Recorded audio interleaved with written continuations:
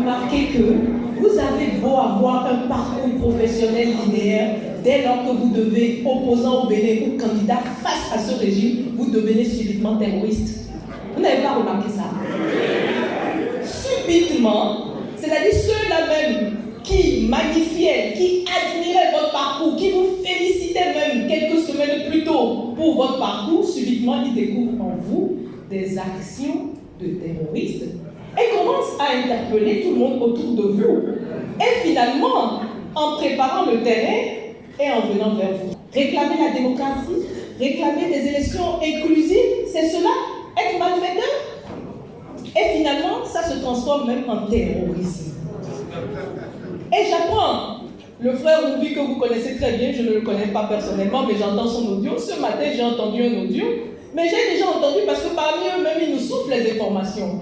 Que justement, cette nouvelle qualification d'association de malfaiteurs et de terrorisme, c'est pour venir vers moi. Puisque l'association, c'est plusieurs personnes. Donc si on prend nos gens et qu'on commence déjà à les qualifier de coupables d'association de malfaiteurs, vous voyez très bien avec qui ils se sont associés. Mais on les attend. On les attend. Joël Aïvo, prépare-toi. Bientôt tu seras aussi mon co-terroriste. Et nous, les co-terroristes, nous irons déloger nos terroristes politiques. Je les attends, qu'ils viennent me chercher. Parce que c'est eux les terroristes politiques. C'est eux les terroristes politiques. C'est eux qui terrorisent le peuple. C'est eux qui nous terrorisent. Alors les terroristes, c'est pas dans nos rangs. C'est pas les honnêtes citoyens, tous ces juges de la criette et autres. La justice aux ordres qui inventent, qui passent toutes ces journées à calomnier, à monter des affabulations grotesques contre des honnêtes citoyens. Chacun d'entre vous, préparez-vous à être leur prisonnier. Mais nous serons leurs prisonniers pour délivrer ce pays s'il le faut. Mais nous irons jusqu'au bout.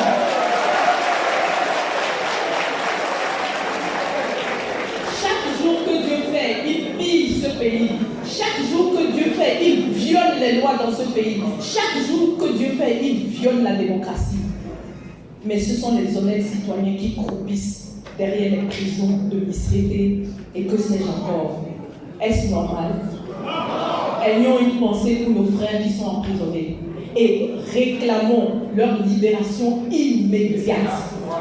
Leur libération immédiate. La paix se construit dans les deux sens.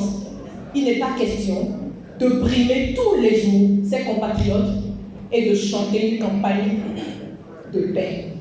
La paix se construit.